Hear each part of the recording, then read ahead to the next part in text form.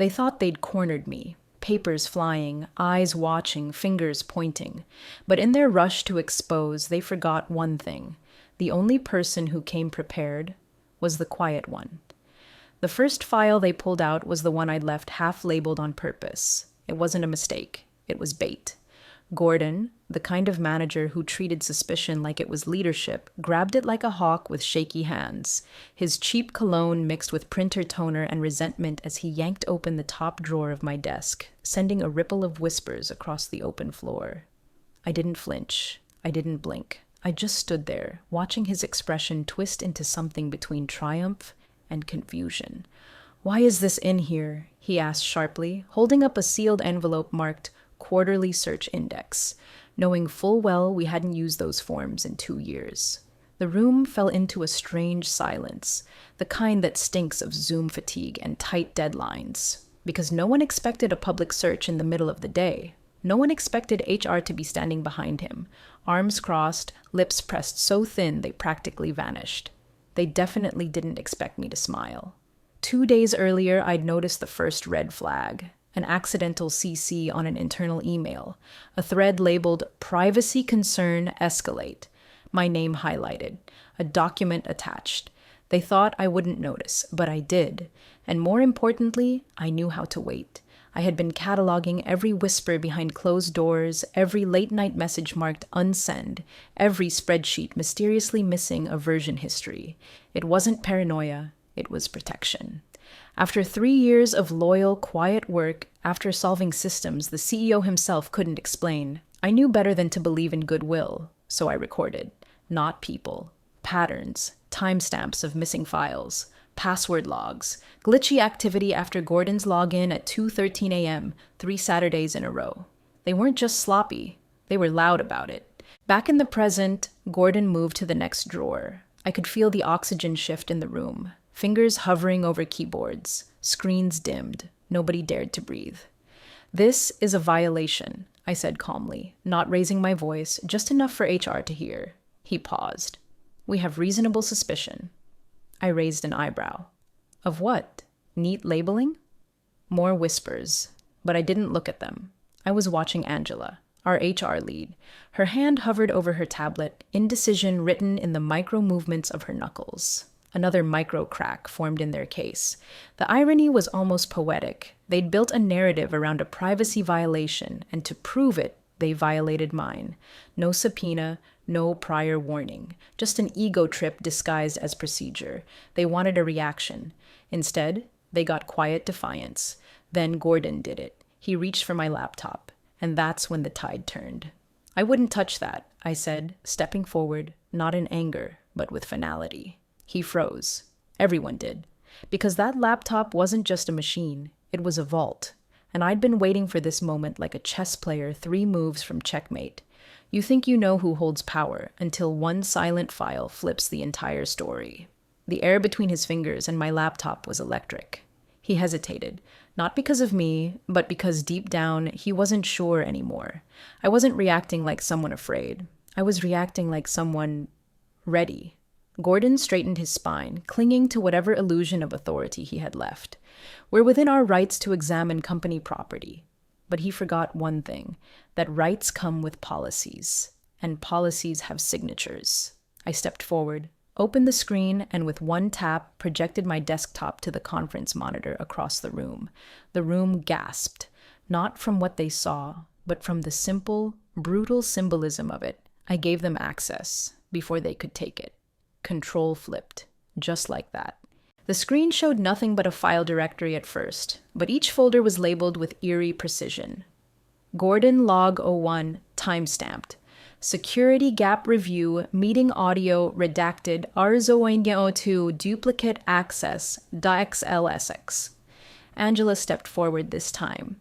"Are you saying you've been recording?" I turned calmly.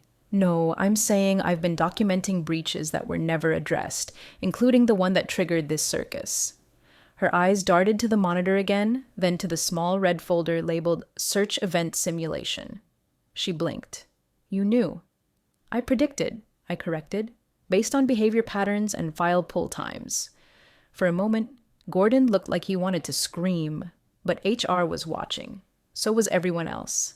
And I wasn't breaking a single rule. All I did was build a quiet archive, one that exposed their misuse of search tools, their unauthorized data audits, and yes, the metadata trail left by Gordon's 2:13 a.m. login spree. He lunged for the mouse. "Stop projecting!" Too late. I tapped once more. A short video began. Nothing scandalous, just a screen recording of our shared project folder, timestamps flashing as files were deleted, re-uploaded, modified, and downloaded to an external device from Gordon's user ID. Angela inhaled sharply.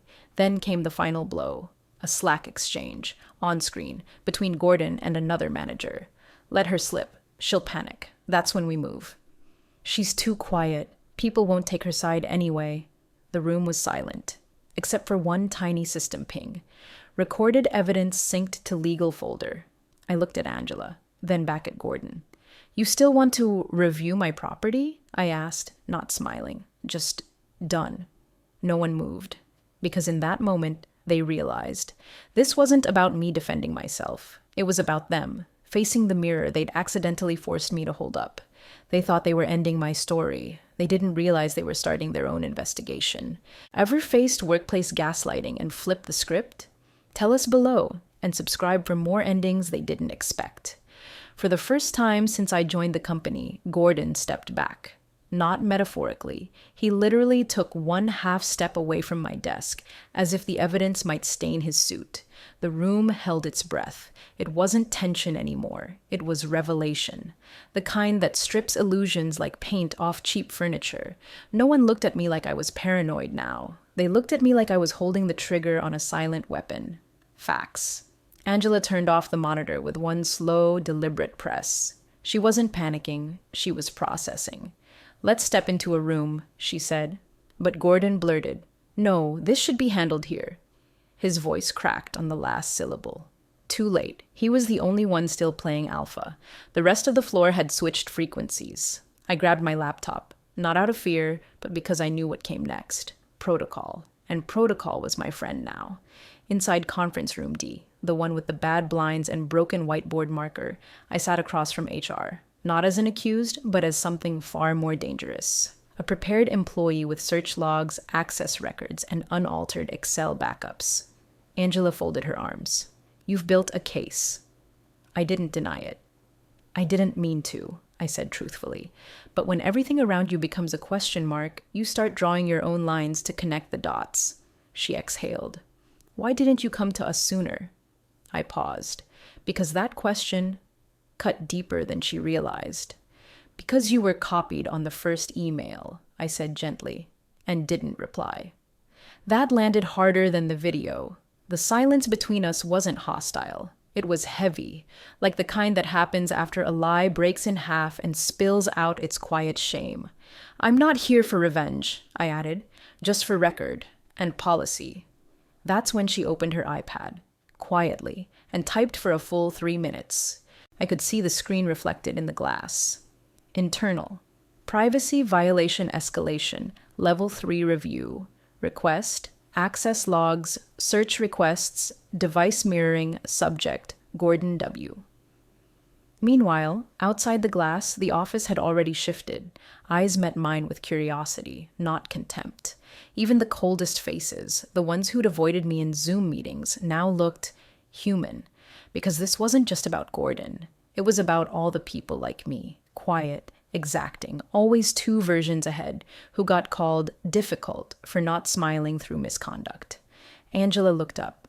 "I'm going to recommend a freeze on all ongoing investigations involving you, until we review the footage, logs, and communications." I nodded. That was all I needed. The freeze, time for the truth to breathe. As I stood, she said one more thing.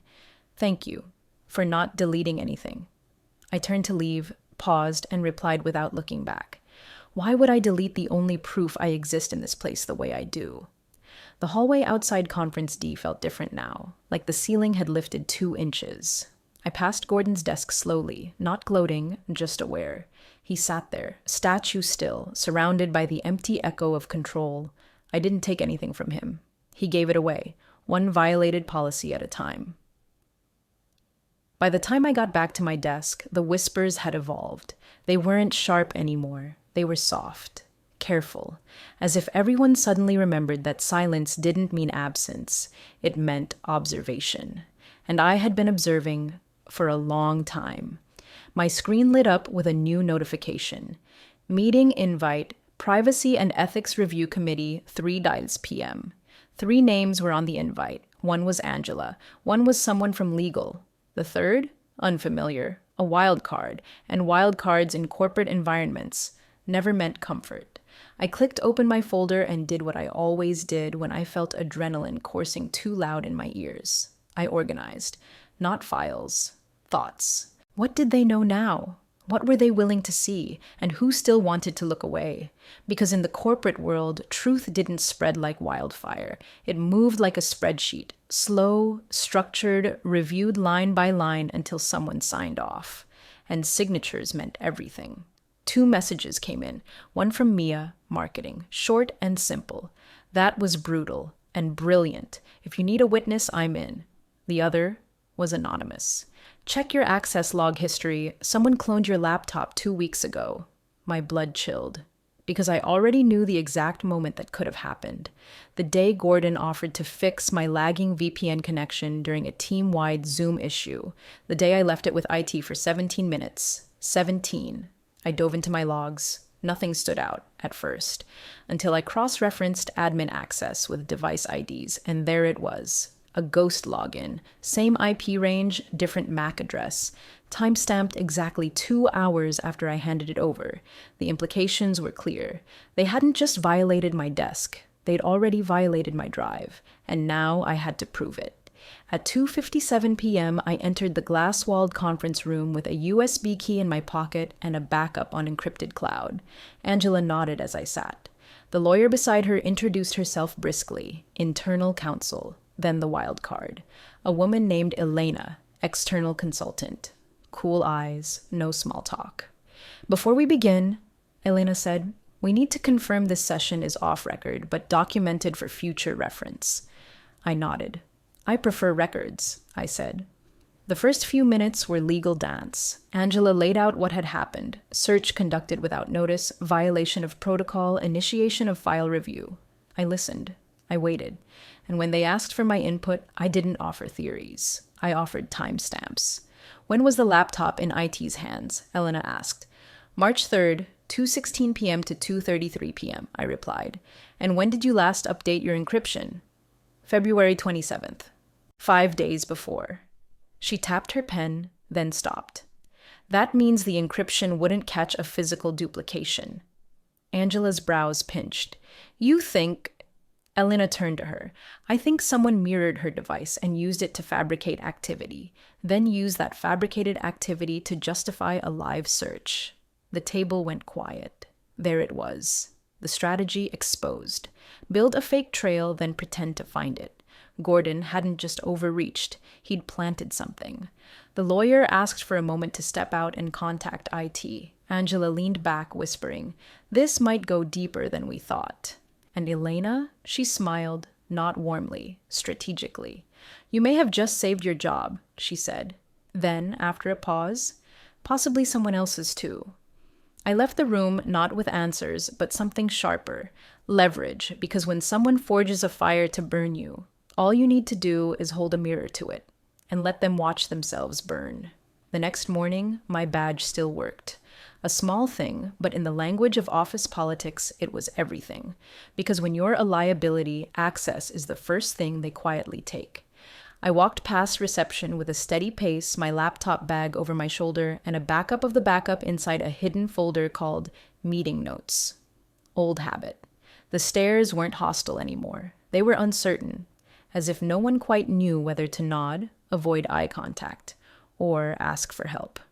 I reached my desk and paused. It had been cleaned, not by janitorial staff, by someone cautious. Nothing looked obviously missing, but everything had been rearranged just enough to whisper, "We're still watching." I slid open the drawer. My pens were aligned differently. My notebook, once slightly curled from use, was flat. They hadn't learned. Or maybe they had, and didn't care. Either way, they underestimated the value of small deviations. and I was done ignoring them. My phone buzzed. Unknown number. I let it ring, then checked the voicemail. They're moving fast. Legal's getting pressure from upstairs. Check the shared audit folder before noon. They're cleaning logs. No name, just the voice of someone who didn't want to be next. I opened the shared drive. Sure enough, folder names were changing in real time. What was once Access Review 2023 was now a vague User Permissions Archive. Timestamps were rewritten. Logs that proved when Gordon mirrored my device were being replaced by redacted entries. But here's the mistake they made. They assumed my only copy was here. It wasn't.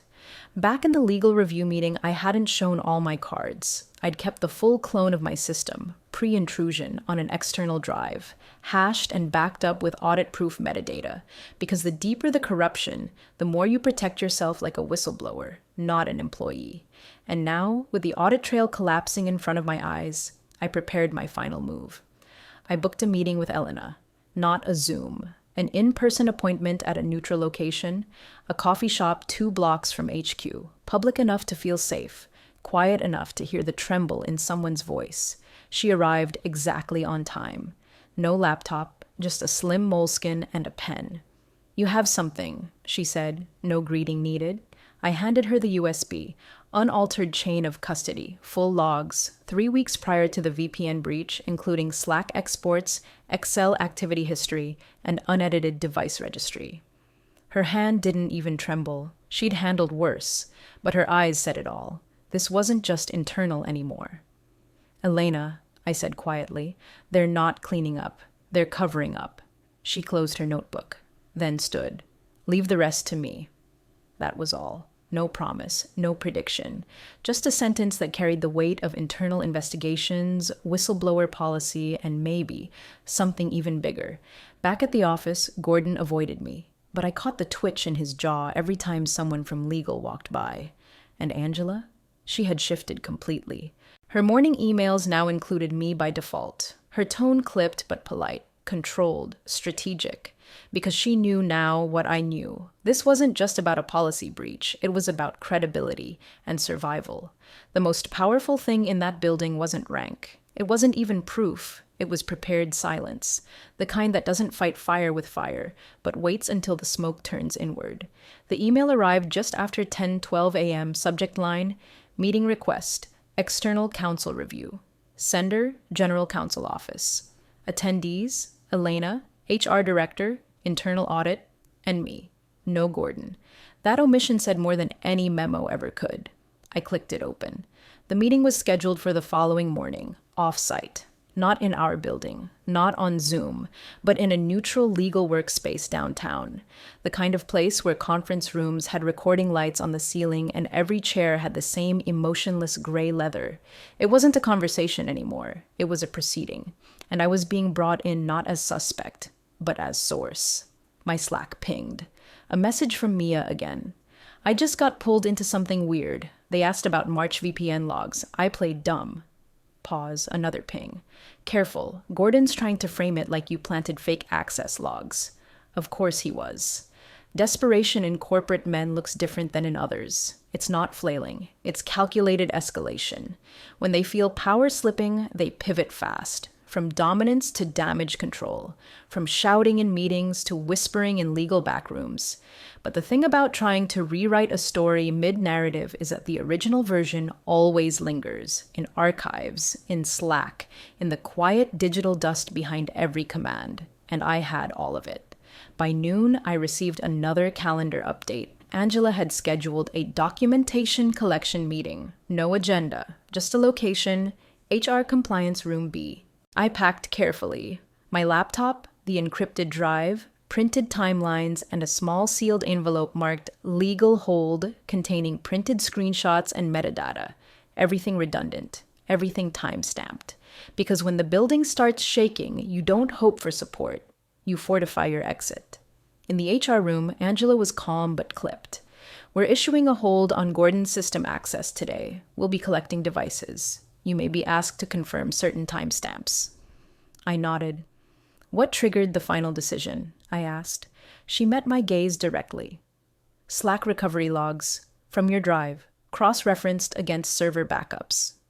A pause, a breath. You were right.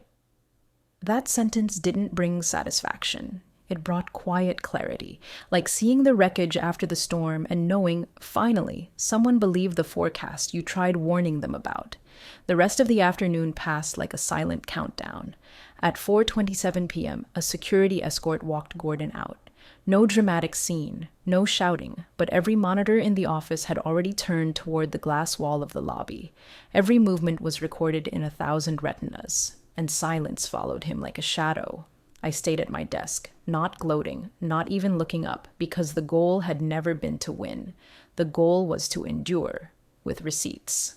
At 5:02 p.m., Elena called. Just one sentence.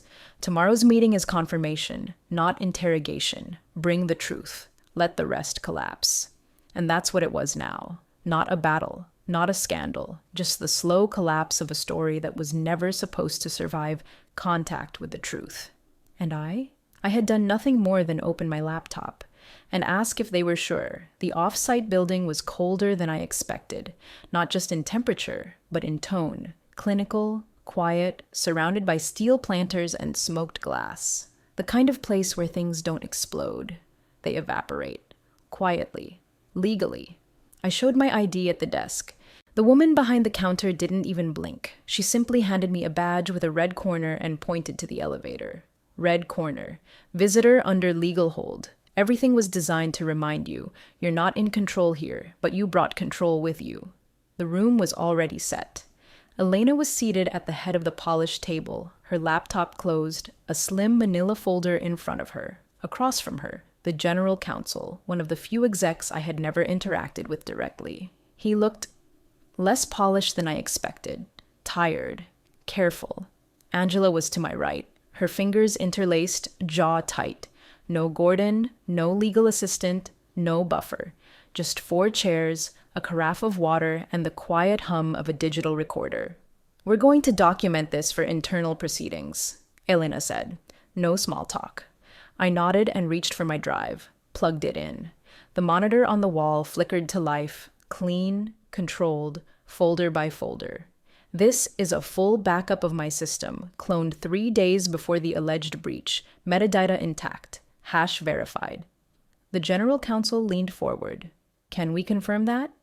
I handed over the verification sheet, 3 signatures, one from an external notary. You don't bring just proof. You bring proof that proves itself. I walked them through it. The screen recordings of search tools being used improperly, the Slack logs, the file deletions and recreations, the strange edit patterns on documents I never touched, but that originated from my user ID during hours I wasn't logged in. Then the key moment, March 3rd, 2:16 to 2:33 p.m., a ghost login, 2 drives, 1 origin. Elena didn't blink. Angela sat straighter. The general counsel just wrote 1 word on his notepad. Duplication. What's your intention? He asked suddenly. The question was sharp, not hostile, but it cut through the technical fog like a wire. I knew what he meant. Not compensation, not litigation, I said slowly, but I do want an official statement on the violation. And I want the access protocols reviewed company-wide. I'm not the only one this could have happened to. That landed, because every corporation fears scandal, but they fear pattern exposure more. Elena looked over.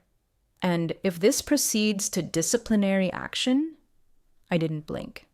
That's not my call, but I expect transparency for everyone who was told I was unstable, emotional, or a threat. Angela's lips parted. She almost said something, but she didn't have to. The silence in the room said enough. The meeting ended without ceremony. No applause, no "we'll be in touch." Just the quiet understanding that everything was already in motion. I walked out into the cold morning air, not triumphant, but solid, grounded. For the first time in months, no one was rewriting my narrative but me. Back at the office the next day, Gordon's name was gone from the directory. No email, no title, just absence. And a new calendar invite. Search Policy Review Task Force. Initial session. Sender, Angela. Attendees, 20 names. Mine listed first. They didn't give me power, they gave me a table. And I brought receipts. The first meeting of the task force wasn't what I expected. There were no long introductions, no awkward icebreakers, just 20 chairs, one agenda, and a projector screen that displayed the phrase, "Digital ethics isn't optional." Angela opened the session. "This isn't about one incident," she said, eyes scanning the room. "It's about a culture that allowed lines to blur, quietly, comfortably, dangerously." And just like that, the real work began. I sat at the table's corner, not hidden, not spotlighted, just there. But every word I said was being weighed differently now, not with suspicion, but with weight. People took notes when I spoke, nodded, listened. It wasn't about revenge, it was about restoration. 1 hour in, the topic shifted to search permissions. Someone from security raised their hand. "Do we even know how often these logs are reviewed?" I opened a slide, a timeline, each unauthorized access event, each time it went unflagged. The room fell into a thick, productive silence, the kind where no one's angry, but everyone's ashamed. Mia spoke up next. "What about mirroring protections? Can we at least require dual auth for admin duplications?" People nodded. Someone scribbled it onto the whiteboard. This wasn't theater. It was architecture. We weren't reacting to failure. We were redesigning trust. After the meeting, Angela pulled me aside in the hallway. She looked different. Not just more composed, but more human. Less corporate mask. More grounded. "You know," she said, "a few weeks ago I thought you were fragile." I raised an eyebrow. "And now?" She smiled. "I think you're the firewall." We both laughed. Soft, tired, unforced. But not everyone was laughing. I saw it in the way some managers walked past me without a word, the way certain eyes refused to meet mine. I wasn't naive. I knew that just because the system recognized me now didn't mean it embraced me. Recognition isn't redemption, but it was a start. Later that afternoon, I received an envelope, hand-delivered, no return label, inside a single sheet of paper. "Thank you." I couldn't speak, but I saw everything. Anonymous. No name, no signature, but I recognized the handwriting. One of the junior analysts who sat near Gordon's pod, the one who always kept her headphones in, always typed a little slower than her peers. I folded the note, slid it into my drawer, because sometimes the most powerful impact you make is the one that gives someone else the courage to stay. The next few days moved quickly. Policy drafts, legal reviews, a town hall where leadership acknowledged in clean, rehearsed language that employee trust had been breached and measures are being taken. But I didn't listen for the apology. I listened for the silence that followed. And in that silence, for the first time, there was room. Room for truth. Room for people like me. Room for people like her. When I passed the legal wing, the door to the evidence room was ajar. Inside, a new label on the cabinet read, "Chain of Custody, Active Monitoring, a direct result of what happened. Not because I demanded it, but because I proved it needed to exist." The irony? They tried to erase me, and in doing so, they carved a permanent line in policy. Because when you dig into someone's desk, when you weaponize silence, and when you build a case on shadows, you forget one thing. Shadow always means there's light. It wasn't until the quarterly all-hands meeting that I realized how far things had shifted. They moved it to the auditorium, not the usual conference floor with its recycled air and cold coffee, the real space with a stage, theater lighting, and a podium that hadn't been touched since the pre-pandemic era. That alone told me. They weren't just ticking boxes anymore. They were building narrative. The CEO opened with the expected language, words like resilience, transparency, realignment. But what caught everyone off guard was what happened 10 minutes in. A slide appeared, black background, 3 words in stark white, Digital Trust Report. No logo, no disclaimer, just those words. And underneath them, a line of text. Based on internal documentation and review protocols, one case changed everything. Silence, tangible, deliberate, and then, slowly, the report outline began. No names were spoken. But the timeline, the audit sequence, the discovery of improper search protocol violations, privacy intrusion, and misuse of internal tools. It was all mine. My story, told in corporate language, but still there. People turned to look at me, some with awe, some with guilt, but mostly with something else: respect. The kind they never gave out loud, the kind that's earned one receipt at a time. Later that day, Angela met me by the elevators. I thought they wouldn't mention it, I said. She shrugged. They didn't want to, but Elena made them. She said silence is a risk vector now. I smirked. She's not wrong. Angela hesitated. There's one more thing. She handed me a folded letter, printed, thick stock, no logo. You are hereby invited to contribute as a senior advisor to the Ethics and Privacy Resilience Committee effective immediately. Compensation adjustment included. Role is advisory, independent, and protected. At the bottom, 3 signatures. One was the CEO, the other, Elena. The third was mine. Already printed. They didn't ask me to lead. They asked me to anchor something new, a role made not of power, but of presence. The one who sat at the edge of the table and said nothing until it mattered most. That night, I walked home without headphones in, listened to the city, the mess, the quiet. Everything felt clearer. Not easier, but real. Because justice doesn't always roar. Sometimes it arrives quietly, wearing your name on a policy someone once used to try and break you. And the best part? I never had to raise my voice. Just my laptop. 6 months later, I sat in the same office, same desk, same chipped mug. But everything was different. Not because the walls had changed, but because what they echoed had. People still whispered. That's what offices are built on. Whispers and keyboards and policies only 3 people truly understand. But now, the whispers felt different. Not about me, not about fear. They were quieter, measured, like the sound of people learning to watch their own shadows. The Ethics and Privacy Resilience Committee had published its first internal report. It wasn't revolutionary, but it was transparent. It outlined how audits would work, how internal access would be traced, and, most importantly, how employees could report violations without vanishing into silence. There was even a clause, unofficially named after me. They called it the Quiet Clause. If you are being watched without notice, searched without cause, or silenced without due review, you are not alone, and the evidence will speak for itself. I never asked for that name, but I didn't reject it either. One Thursday afternoon, as the light tilted just right over the broken blinds near IT, a junior dev stopped by my desk. He hovered, awkward, a little jittery, holding a file. I don't know if this is anything, he said, but it feels off. Someone tried to backdate this commit. I looked at the metadata. Yeah, it was off. But what caught me wasn't the file. It was the fact that he came to me. Not legal, not HR, me. Because somewhere along the way, I'd become something dangerous. A person they trusted with silence. That night, I walked the office floor after everyone left. Each monitor dark, each chair slightly misaligned from a day of use. It didn't feel like a battlefield anymore. It felt like a blueprint. A place where things could be rebuilt, carefully, consciously, without the weight of pretending everything was fine when it wasn't. I passed Gordon's old office. It was someone else's now. Brighter. Window open. A small succulent on the ledge. Funny how space changes once it's no longer held hostage by ego.